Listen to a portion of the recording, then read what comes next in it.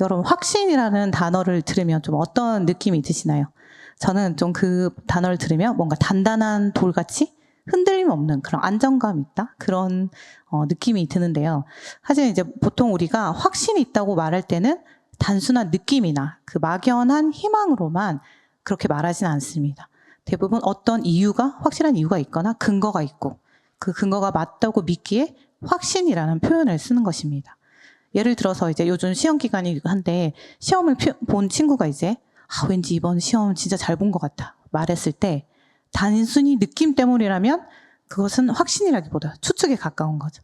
하지만 만약에 공부했던 부분이 그대로 나왔고 시험장에서도 잘 기억났어 라고 말한다면 그것은 근거 있는 판단이고 믿음에서 나오는 확신이라고 할 수 있겠죠.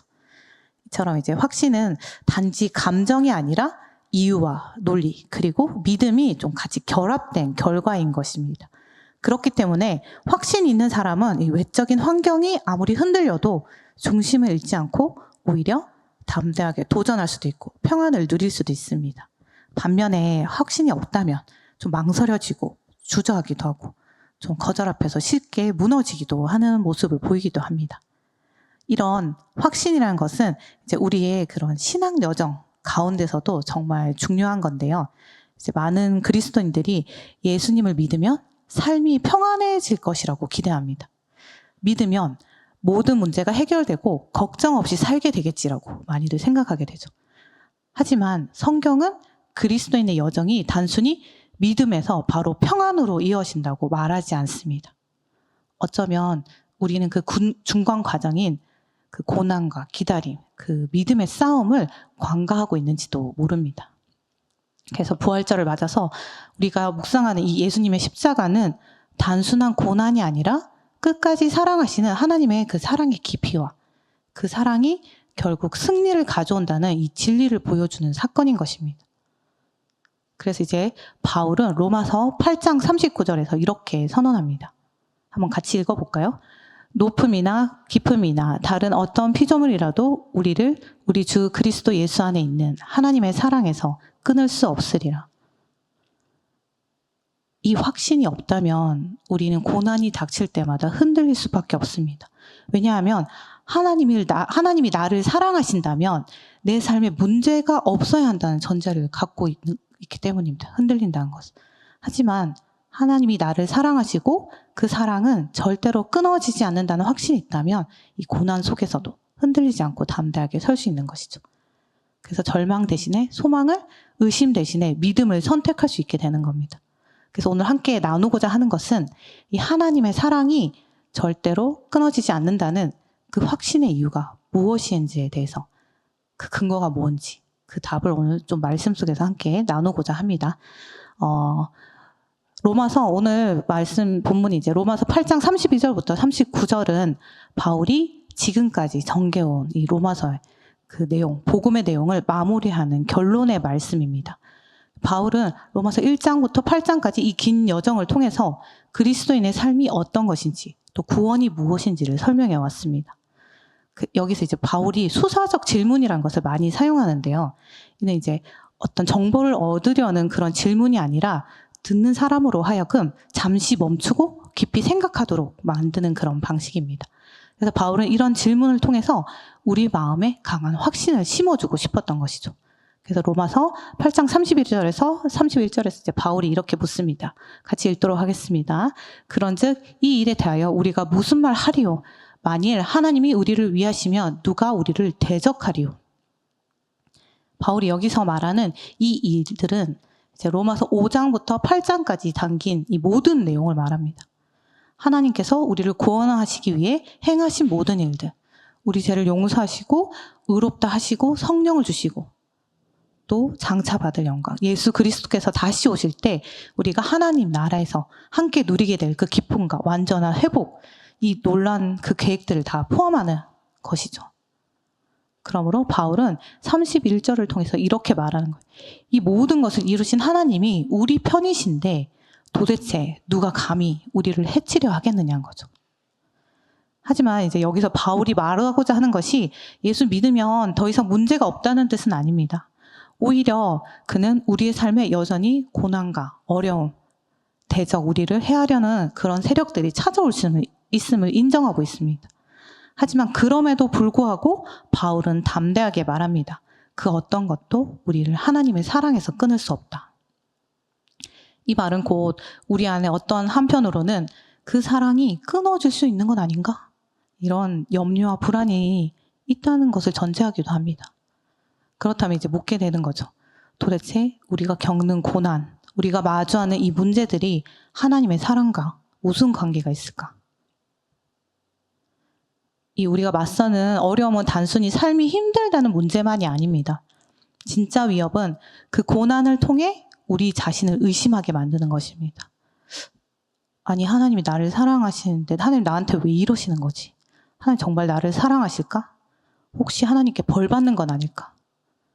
고난은 우리로 하여금 하나님 앞에서 나라는 존재의 가치를 의심하게 만들고 그분의 사랑을 놓치게 하려는 그런 영적 공격이 되기도 하는 것입니다.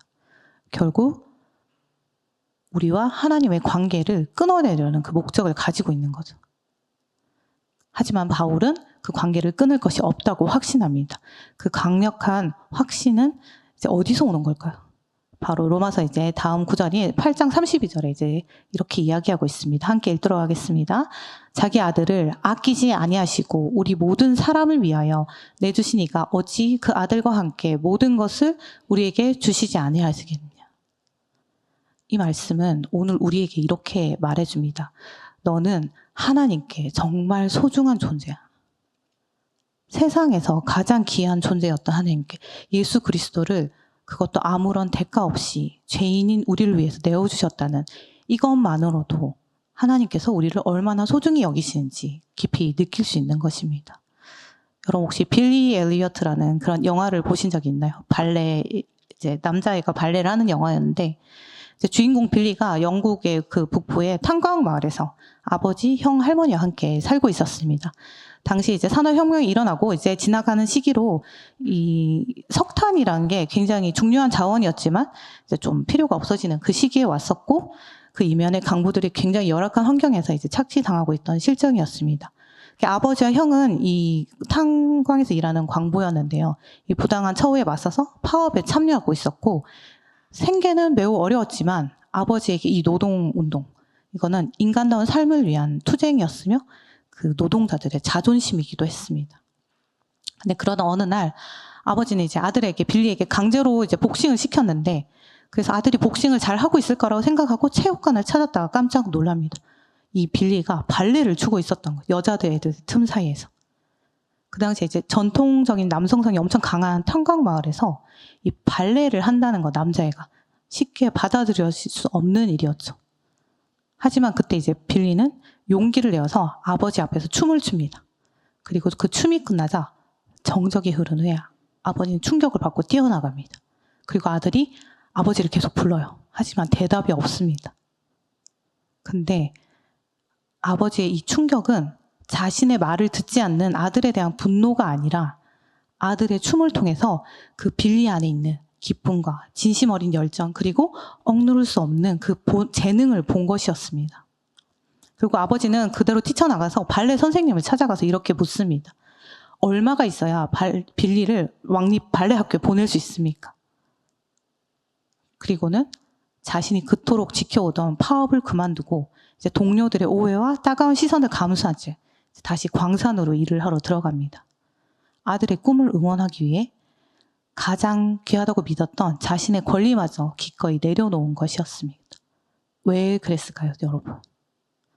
그 빌리라는 그 아들이 아버지에게 그만큼 소중한 존재였기 때문입니다. 우리는 누구나 정말 소중한 사람을 위해서는 시간도 돈도 에너지도 아깝지 않게 내어줄 수 있습니다. 왜냐하면 그 사람의 존재 자체가 우리에게 너무나 큰 가치이기 때문에 그 사람이 기쁘고 잘되기 바라는 마음이 자연스럽게 이 희생을 기쁨으로 바꾸는 것입니다. 바로 이것이 하나님의 아버지의 마음입니다. 하나님은 세상을 창조하실 때부터 우리를 마음에 두고 계셨어요. 온 우주를 이 준비를 다 하신 것, 이 단지 이 엄청난 걸 창조하신 것이 그것을 통해서 내가 정말 대단하지 이것이 아니라 우리를 위한 무대였습니다. 그리고 역사 속에서 아브라함을 부르시고 이스라엘을 세우시고 약속하신 예수님을 보내시며 십자가의 죽음과 부활을 통해 우리에게 새로운 생명을 주시고 이 미래까지 계획하고 약속하신 이 모든 일들, 하나님께서 왜 이 모든 일을 하셔야만 했을까요? 우리의 구원을 위해 세상의 주권을 움직이시고 수천 년의 시간을 흘려보내시면서 마침내 자신의 아들까지 어떻게 보면 하나님 스스로시죠. 희생하셔야만 했던 이유는 단 하나입니다. 우리는 하나님의 사랑과 계획의 중심에 있는 너무나 가치 있는 소중한 존재이기 때문입니다. 그래서 여러분 속지 마십시오. 삶이 절망적이고 잘 안 풀리는 것 같고 내 자신이 하찮게 여겨질 때, 하나님이 멀게만 느껴질 때, 그럴 때일수록 우리의 생각이 아닌 하나님의 말씀을 붙드시기 바랍니다. 내 감정에 묶이지 말고 믿음으로 고백하십시오. 그리고 여러분의 귀에 여러분의 목소리가 들리도록 선포하십시오. 나는 하나님께 누구보다 소중한 존재야. 하나님의 사랑이 결코 우리에서 끊어질 수 없다고 확신하는 첫 번째 이유는 우리가 하나님께 정말 소중한 존재이기 때문이라 나눴습니다. 두 번째 이유는 예수 그리스도께서 지금 이 순간에도 우리를 위해 변호하고 계시기 때문입니다. 로마서 8장 33절과 34절 말씀을 함께 읽도록 하겠습니다. 함께 읽을게요. 누가 능히 하나님께서 택하신 자들을 고발하여 의롭다 하신 이는 하나님이시니 누가 정죄하리요. 죽으실 뿐 아니라 다시 살아나신 이는 그리스도 예수시니 그는 하나님 우편에 계신 자요 우리를 위하여 간구하는 자시니라. 바울은 여기서도 이제 앞서서 31절에서부터 이 질문을 던져요. 누가 우리를 고발할 수 있겠느냐? 누가 감히 우리를 정죄할 수 있겠느냐? 그 답은 분명합니다. 아무도 그럴 수 없다. 왜냐하면 하나님께서 우리를 택하셨고 이미 의롭다고 선언하셨기 때문입니다. 우리는 하나님의 법정에서 무죄 판결을 받은 사람들입니다. 본문에서 고발한다는 이 표현은 법정 용어이고 미래의 시제로 쓰여져 있어요. 이것은 예수님께서 다시 오시는 그 마지막 심판의 날을 의미합니다. 그날이 되면 사탄이 우리의 실수를 듣추며 고소하려 할 수도 있고 어쩌면 우리 스스로가 자신의 죄와 실패를 떠올리면서 이 정대장할 자격밖에 없다고 느낄지도 모릅니다. 그런데 여러분, 그 심판대 앞에 서 계신 분이 바로 예수님이라는 사실을 기억하십시오. 우리를 고발하는 분이 아니라 우리를 대신하여 하나님 앞에서 우리를 변호하시며 우리 편이 되어 계속 도와주고 계십니다. 요한 1서 2장 1절 말씀에도 이렇게 되어 있어요. 만일 누가 죄를 범하여도 아버지 앞에서 우리에게 대언자가 있으니 곧 의로우신 예수 그리스도시라. 예수님은 지금도 하나님 앞에서 우리의 이름을 부르며 간구하고 계십니다. 우리의 부족함을 잘 아시지만 그 모든 죄값을 십자가에서 이미 치르셨기에 우리를 대신해서 이 사람은 내가 책임졌습니다라고 말씀하고 계신 것입니다. 직장에서 어느 날 중요한 회의나 프로젝트에서 여러분이 굉장한 실수를 했다고 상상해 보십시오. 보고서에 오류가 있고 이제 결과도 기대에 미치지 못했어요. 그로 인해서 이제 팀 전체 이제 막 부담이 가고 윗사람들이 책임을 따지기 시작합니다. 그런데 그때 여러분의 상사가 조용히 나서서 이렇게 말해요. 아, 이 친구에만 책임을 묻지 마십시오. 제가 미처 꼼꼼하게 확인 못한 부분도 있고, 아, 이 친구는 평소에 정말 성실하게 일해왔습니다. 이번 일은 제가 책임지겠습니다. 아마 그런 말을 들은 순간 여러분 아마 마음이 조금 놓이고 아, 지금 안 잘리는구나. 누가 내 편이 있구나 하는 생각에 안도될 것입니다. 그리고 혼자 책임져야 한다는 부담에서 벗어나고 자신을 믿어주는 사람이 있다는 사실에 위로가 되겠죠. 혼내는 말 대신에 이해해주는 말, 그리고 비난이 아니라 이 따뜻한 배려가 여러분의 마음을 되게 감싸줄 것입니다. 예수님이 바로 그런 분이십니다. 우리가 인생에서 넘어질 때, 하나님 앞에 서기 두렵고 부끄러운 상황일 때 예수님은 지금도 하나님 우편에 앉으셔서 말씀하십니다. 이 사람은 내가 아는 사람이에요. 내가 대신 죽었고 내가 끝까지 책임지겠습니다. 예수님은 단지 과거에 우리를 위해 죽으신 분이 아닙니다. 지금도 살아계시며 하나님 우편에서 우리의 이름을 부르며 우리를 위한 변호를 하시고 대신 하나님 앞에서 우리 입장이 되어서 계속해서 간절히 기도하고 계십니다. 그래서 우리는 확신할 수 있습니다. 이 사랑이 단순한 감정이나 느낌이 아니라 예수님의 죽음과 피로 보증된 사랑이고 지금도 계속 이어지고 있는 사랑이며 마지막 날까지 우리를 감싸고 지켜주는 사랑이라는 것입니다. 그러므로 어떤 고난도, 죄도, 실패도, 세상의 어떤 정죄도 하나님의 사랑에서 우리를 끊을 수 없습니다. 왜냐하면 우리를 정죄하실 수 있는 그 자리에 계신 분이, 그 유일한 분이 예수님이신데 그분이 지금도 우리를 위해 하나님 앞에서 우리 편이 되어 도와주고 계시기 때문입니다. 하나님의 사랑에서 우리를 끊을 수 없다고 확신하는 첫 번째 이유는 하나님께서 우리를 너무나 소중한 존재로 여기신다. 두 번째 이유는 예수님께서 지금도 우리를 위해 하나님께 간절히 기도하고 계시다는 것이었습니다. 마지막 세 번째 이유는 하나님께서 이미 승리하셨기 때문입니다. 바울은 고난이 그리스도인에게 너무나 자연스러운 과정임을 직접 경험으로 증명합니다. 로마서 8장 35절에서 바울은 이렇게 말합니다. 함께 읽겠습니다. 누가 우리를 그리스도의 사랑에서 끊으리요? 환난이나 공고나 박해나 기근이나 적신이나 위험이나 칼이랴. 바울은 다양한 자신이 겪은 고난에 대해서 환난, 공고, 박해, 기근, 적신, 위험, 칼이라고 열거합니다. 사실 이것은 이제 바로 고린도후서 11장 23절에서 27절에 기록된 바울의 삶이었어요. 막 노동이 많고 매도 심하게 많고 감옥에도 갇히고 밤낮으로 배에서 지내면서 강도의 위협을 겪고 동족과 이방인들로부터도 위협을 당하고 배고프고 목마르고요. 추위에 벌거벗기도 했던 그런 고백이죠. 이 바울이 말한 환난과 공고, 박해, 기근, 적신, 위험, 칼은 단지 상징이 아니라 바울의 삶에서 직접 체험한 고통의 현실이었습니다. 만약 우리가 이런 일들을 평생 살아가면서 다 겪는다면 너무 고통스럽고 고단해서 마음이 다칠 수밖에 없을 것 같기도 합니다. 하지만 바울은 이 모든 고난 속에서도 예수 그리스도의 관계를 단 한 번도 놓치지 않았습니다. 바울은 자신의 삶을 통해 분명하게 말합니다. 고난은 그리스도인의 여정에서 지극히 정상적인 부분이라는 것입니다.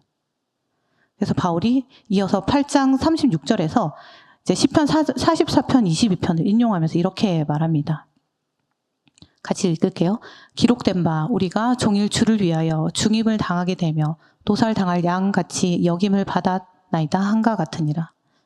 이 시편은 이스라엘 백성이 아무 잘못도 없는데도 고난을 겪고 있다고 하나님께 호소하는 기도예요. 다시 말해서 이 고난은 하나님을 떠났기 때문에 생기는 결과가 아니라 오히려 하나님을 따르기 때문에 겪는 고난이라는 뜻입니다. 바울은 이 말씀을 인용하면서 이렇게 말하고 있는 거예요. 하나님의 백성이라면 누구나 고난을 겪을 수 있고 그 고난은 특별한 일이 아니라 신앙의 여정에 원래 포함된 정상적인 길이라는 것이죠. 이스라엘 백성도 마찬가지였습니다. 하나님께서 그들을 이제 이집트 땅 애굽에서 구원하셨지만 곧바로 가나안 땅으로 인도하지 않으셨습니다. 먼저 광야를 지나게 하셨어요. 그 광야에서 이스라엘은 갈증과 배고픔 그리고 하나님에 대한 불신과 좌절을 겪었습니다. 하지만 그 과정을 통해서 하나님이 누구신지 자신들이 누구인지 알게 되었습니다. 예수님도 마찬가지셨죠. 하나님의 아들이셨지만 세상의 권력자처럼 편안하고 호화로운 삶을 살지 않으셨습니다. 오히려 가장 낮은 자의 모습으로 오셨고 십자가의 고통을 친히 짊어지셨습니다. 왜일까요? 고난 없는 성장은 없기 때문입니다. 로마서 5장 3절부터 이제 4절에서 이렇게 말합니다. 함께 읽도록 하겠습니다. 다만 이뿐 아니라 우리가 환난 중에도 즐거워하나니 이는 환난은 인내를, 인내는 연단을, 연단은 소망을 이루는 줄 알미로라. 고난 가운데 우리가 인내할 때 하나님은 우리를 연단하십니다. 다시 말해서 고난은 우리를 힘들게만 하는 것이 아니라 하나님의 성품을 더 닮아가게 하고 믿음을 더 깊고 단단하게 만들어줍니다. 그렇게 우리는 점점 그 미래의 약속하신 영광을, 우리 믿음을 잃지 않는 그런 영광을 감당할 수 있는 사람으로 자라가는 것입니다. 그래서 우리가 고난을 피해야 할 무언가로 보지 않아야 합니다. 하나님은 그 고난을 통해 우리를 다듬으시고 믿음의 사람, 인내의 사람으로 세우셔서 그분의 영광을 감당할 수 있는 사람으로 준비시키는 것입니다. 여러분, 우리 인간의 삶의 목적지가 좋은 집을 갖고 좋은 직장을 가지고 나만, 내 가족만 잘 사는 그런 것이 아닙니다. 그리스도인의 삶의 진짜 목적은 하나님과의 관계에 있습니다. 그분을 더 깊이 알아가고 그 사랑 안에서 살아가는 것이, 그것이 우리가 걸어가야 할 방향인 것입니다. 하지만 현실이 쉽지는 않아요. 고난이 닥치고 고통이 오고 어려운 일이 생기면 그 당시에는 이해하기 힘든 일이 너무 많이 생깁니다. 화도 나고 하나님 나한테 왜 이러시나, 하나님 나를 잊으신 건가, 별 생각이 다 들기도 합니다. 그런 우리에게 바울은 결정적인 확신을 선포합니다. 로마서 8장 37절입니다. 함께 읽겠습니다. 그러나 이 모든 일에 우리를 사랑하신 이로 말미암아 우리가 넉넉히 이기느니라. 넉넉히 이기느니라. 여기서 넉넉히 이긴다는 말은 그냥 가까스로 이긴다는 말이 아니라 압도적으로 완전하게 이미 승리한 자로 살아간다는 선언입니다.